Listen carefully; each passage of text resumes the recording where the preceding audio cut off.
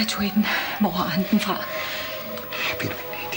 Den har han vel stjålet derhjemme. Havde du den liggende derhjemme? Ja. Hvorfor har du ikke smidt den ud? Hvad nu, hvis han afleverer den til politiet, Jørgen? Statuetten er jo ikke noget bevis, vel? Du fjernede den fra dit kontor. Du gemte den af vejen. Politiet vil have tro, det er underligt. Og Bent sagde selv... Altså, Robert tør jo ikke sige noget. Jamen, han sagde jo selv, det er da ligegyldigt, hvad han sagde. Han er jo kun kommet her for at lave rav i den og genere os, Ingrid. Han tror, du har gjort det, Jørgen. Din egen søn tror, du er morder. For Robert, Ingrid, så det er bare en leg. Nej, det er ikke. Han vil have hævn over dig, Jørgen. Og over mig. Hvad er det for noget dramatisk slutter? Han bebrejder os stadig Isabellas død. Robert ved udmærket godt, at Isabella begik selvmord. Gør han? Altså, det eneste problem, Robert har, det er hans rablende fantasi og manglende realitetssans. Han kan ikke skade os. Jo, han kan. Hvis folk tror det. Der er jo der ingen, der tror ham. Hvorfor skulle de ikke tro ham, Jørgen? Du havde et motiv til det. Det havde vi begge to. Altså, selvfølgelig har de mistænkt os fra starten. Men når politiet ikke har forfulgt den mulighed yderligere, så er det fordi, de har nøjagtigt samme problem som Robert. De har ikke skyldt af et bevis. Så, kom, nu går vi ind. Og så lader vi som Ingrid, så lader vi som ingenting, sagde jeg. Jørgen, jeg vil hjem. Ja, det kommer du også, når festen er afsluttet. Kom så. Nå, så det er her, du gemmer dig? Ja, min sko, de bliver til livet af mig. Jeg ved ikke, hvornår jeg lader, jeg ikke skal tage nye sko på til fest. Du var god. Som altid. Tak. Folk var vilde med dig. Ej, folk var vilde med os. Men så tror jeg, det er, fordi vi altid vil optræde for venner og kolleger. Ikke? Hvis du ombestemmer dig? Nej, det tror jeg ikke, jeg gør. Men vi ses.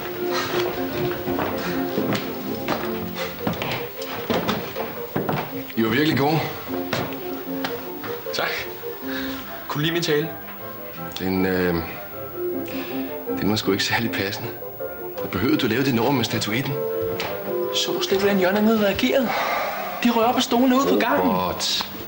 Vi er virkelig Jørgen nervøs nu med min tale. Robert, din timing er virkelig dårlig. Det her er Vibeke og Niels' store dag. Du kan ikke tillade dig at ødelægge deres bryllup. Jeg mener på den måde, jo. Nej. Du har noget, du skal tale med Jørgen om. Okay?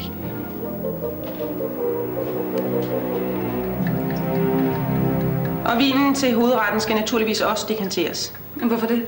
Nej, nu må du altså prøve at forstå det. Det er jo klart, at gæsterne ikke må opdage, at de ikke får den samme vin som værtsparret.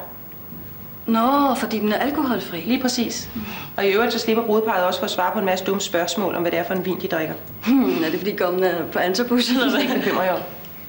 Det eneste, I skal bekymre jer om, er at holde vinene adskilt. Den ene type vin til brudeparret, den anden type vin til gæsterne. Okay. Ja. Skal vi så også hjælpe med at dekantere den? Nej, jeg skal nok ordne det. Jeg sender vinen op med køkkenelevatoren. Hvordan skal vi så se forskel? Jeg skal nok sørge for at markere den alkoholfri vin, så ingen kan tage fejl. Det er meget, meget vigtigt, at der ikke sker fejl med vinene. Du må hellere se at komme afsted. Du kan tage den er til gæsterne, og den her til brudeparret. Hold den nu adskilt, og husk at sige det til de andre. Ja.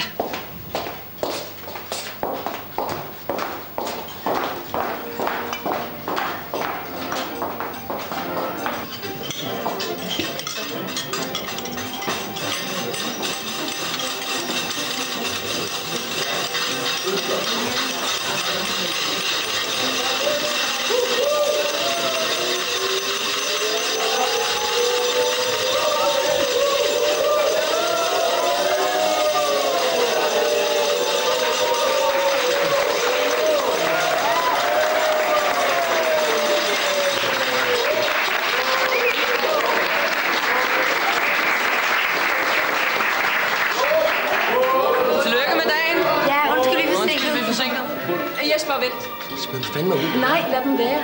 Det kan da ikke bare dukke op her, skat. Altså, hvis vi begynder at smide dem ud, så får vi bare ballade. Vi kan da ikke lade dem blive, mand. De er kommet for at ødelægge festen. Det vil jeg ikke have. Jesper, det er Nielses og min fest. Mor, helt ærligt. Nej, jeg har ikke noget udstående med nogen af dem. I skal være velkomne. Der er plads nede for bordenden. Vil du sørge for, at 2 kunne være der mere?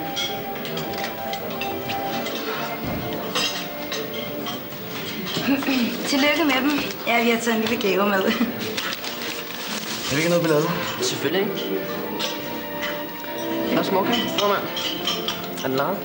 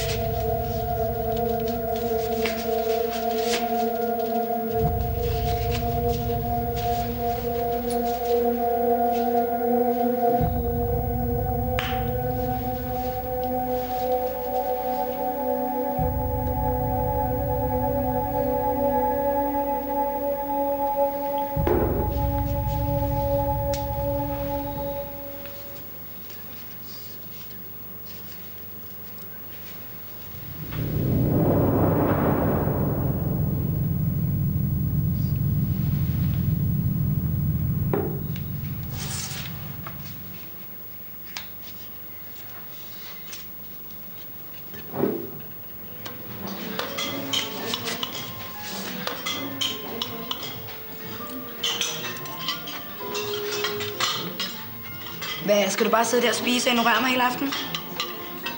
Og jeg synes, det er så pinligt, du er, Anna. Jeg synes, du er ikke engang inviteret til festen. Du kan sgu da være ligeglad. Hvad? Ja, vi to er ikke kærester mere. Så vil du også være ligeglad med, hvad jeg går og laver. For jeg går ud fra, at det var det, du mente med alt det, du sagde eftermiddags. At vi ikke er kærester mere. Ja, det var det. Det har du selv været under, ikke? Hvad så nu? Så ikke rigtig noget. Få mit gamle arbejde tilbage. Jamen, hurra for det. Tilbage til Ebæk Hotel. Det er der også virkelig mange fremtidsmuligheder. Nu da, Sofie, det skal du slet ikke blande dig i. Det er bare så typisk dig. Du kommer aldrig længere. Du er så bange for alting. Måske er jeg ikke så gris, som du er. Jeg vil i det mindste noget. Jeg har nogle planer i mit liv. Du kommer aldrig længere end det Rådne Hotel. Hvad nu studerer vi? Det er ikke en skid, det er. Så nu stille, Sofie. Dengang med de stand-up shows, der havde du alle tiders chance for at blive til noget. Men alt det smider du bare på gulvet. Hold nu kæft. Og ved du hvorfor? Ved du hvorfor? Fordi du er så pisse bange for at blive en fiasko. Sig nu stille. Og du er bange for, at du kan klare dig uden mig. Det passer ikke, det der, vel? Uden mig kommer du til at lange nøgler over disken på Ebæk Hotel, indtil du bliver 80. Det tror jeg ikke, du skal regne med. Jeg har fået et nyt arbejde. Nå, hvor så? Jeg skal arbejde på et hotel i København. Jeg rejser for Ebæk.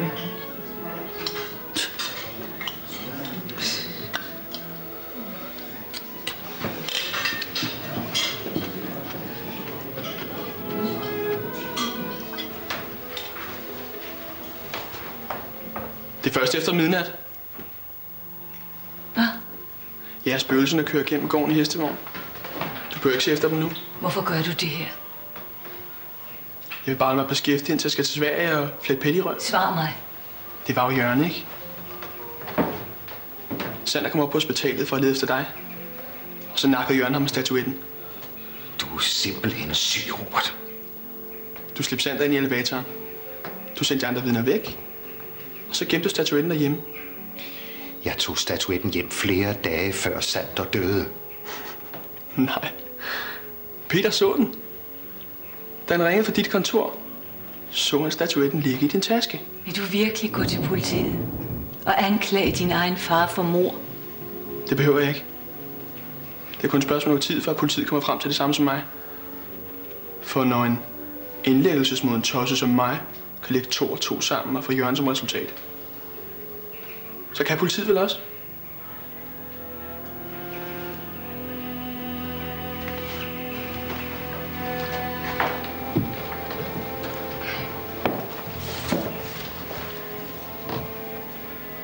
Jeg bliver nødt til at sige det, Jørgen. Du skal ikke i fængsel på grund af mig. Hvis du tilstår nu, så ender jeg alligevel i fængsel. Jeg er medskyldig. Måske. Men du skal ikke anklages for noget, som jeg er skyld i. Og jeg har ingen ret til at benægte det, jeg har gjort. Ingrid, du vil blive slæbt gennem en retssag. Du ender i fængsel, og du vil blive skreget ud som morder. Jeg kender dig. Det kan du ikke leve med. Der tager du fejl, Jørgen. Det er løgnen, jeg ikke kan leve med.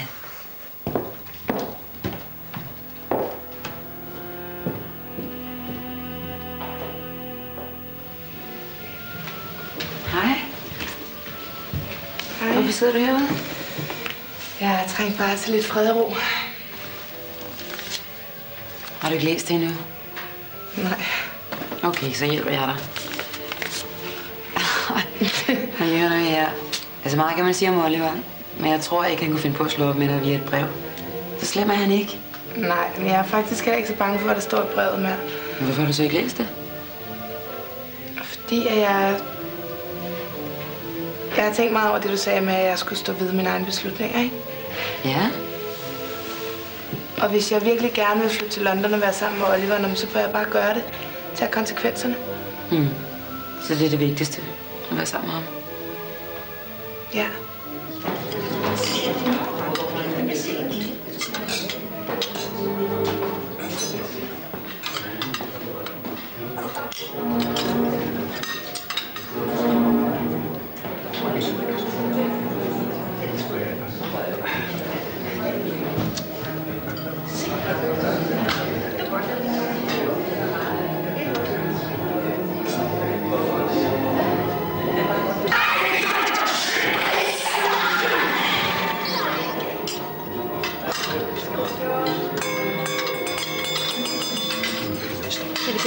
tale. Nej,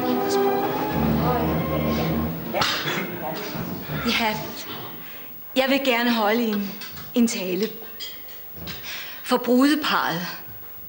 For min veninde især. For Vibeke. Som har støttet og hjulpet mig igennem disse svære uger. Vibeke, du er fantastisk. Sæt dig nu ned, ikke? Så slip mig dog!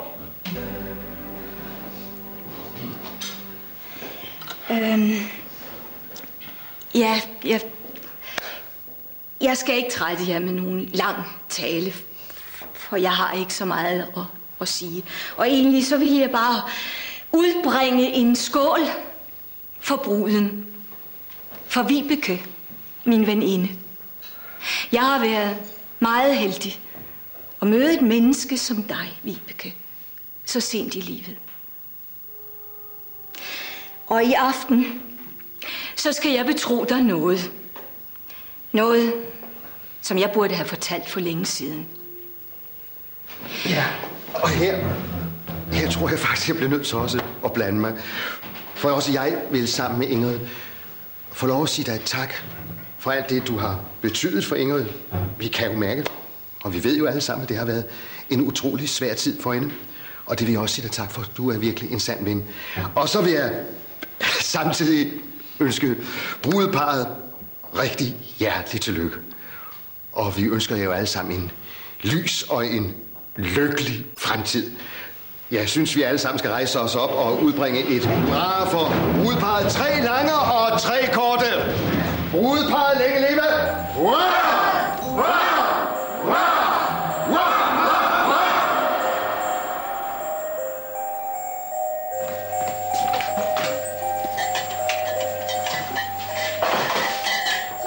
Ja, jeg kommer nu.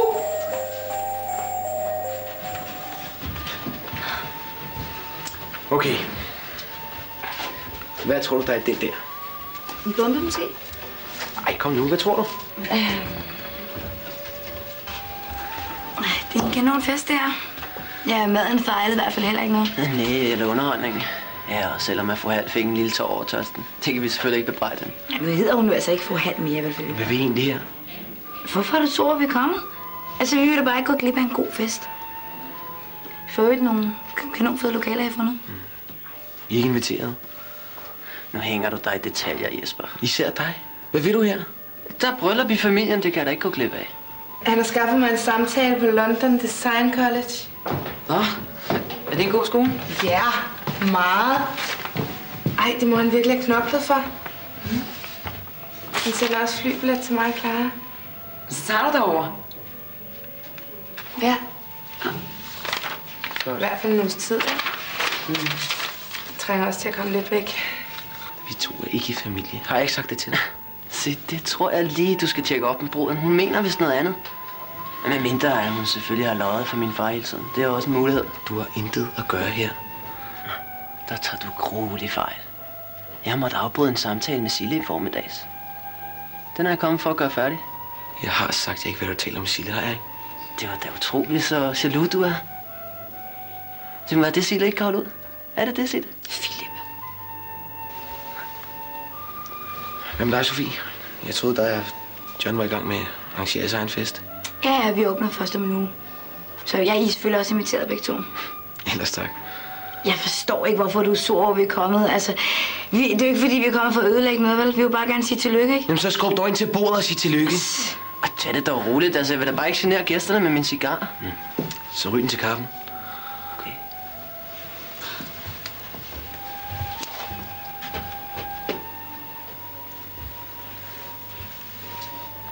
Den er sgu lejet.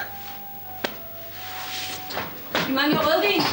Vi bliver nødt til at fylde glassen op. Dem her, de kom lige op ned fra kælderen af. Jamen, hvad for en er alkoholfri? Det ved jeg ikke. Hvad bliver til med den rødvin? Den er på vej. Ja, det må godt være nogle gæsterne ved at blive rimelig tørstige. Kan vi bare hente en ny alkoholfri? Det er der ikke så til. Vi giver den en lille skvæt hver. Ja, det opdager vi. Nej, du tager brudeparret. Ja, jeg gør.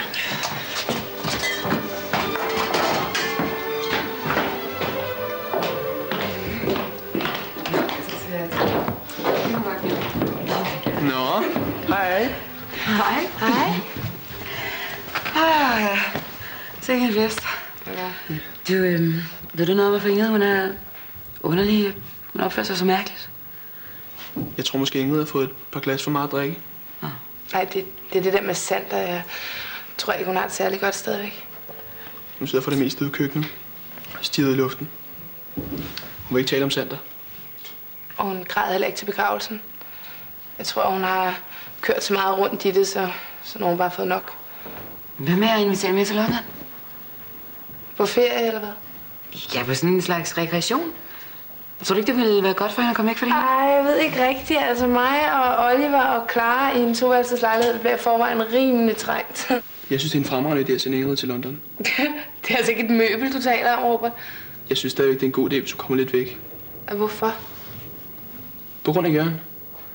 Han har en del problemer for tiden. Har han ikke altid det? Det er værd den her gang. Nå, hvad skal det betyde? Det skal betyde, at far roser helt derude, hvor han ikke kan bunde. Desværre.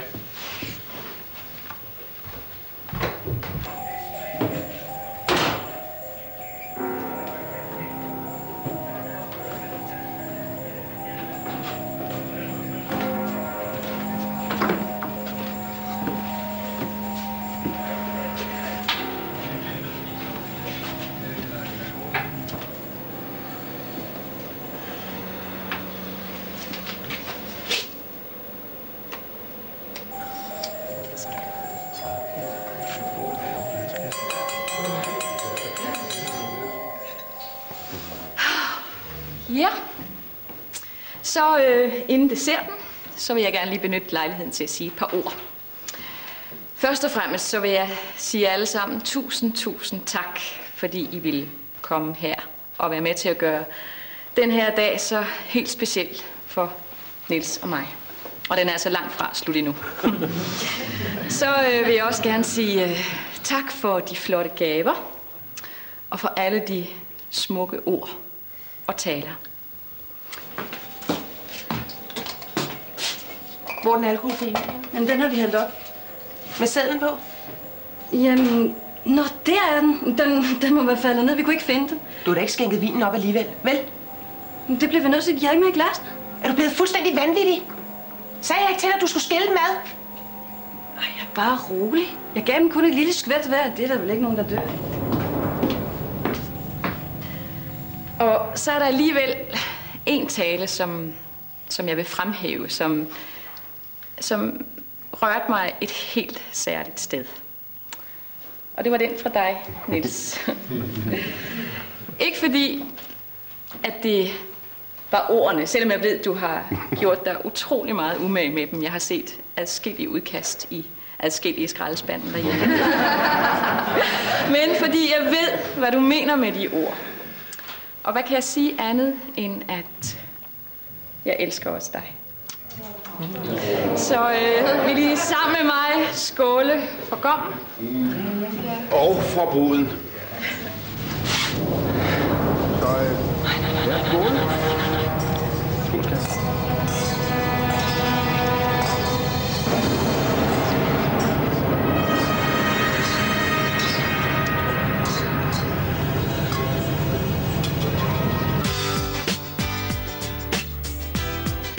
Ja, det var som tidligere nævnt det sidste afsnit af Hvide Løgne.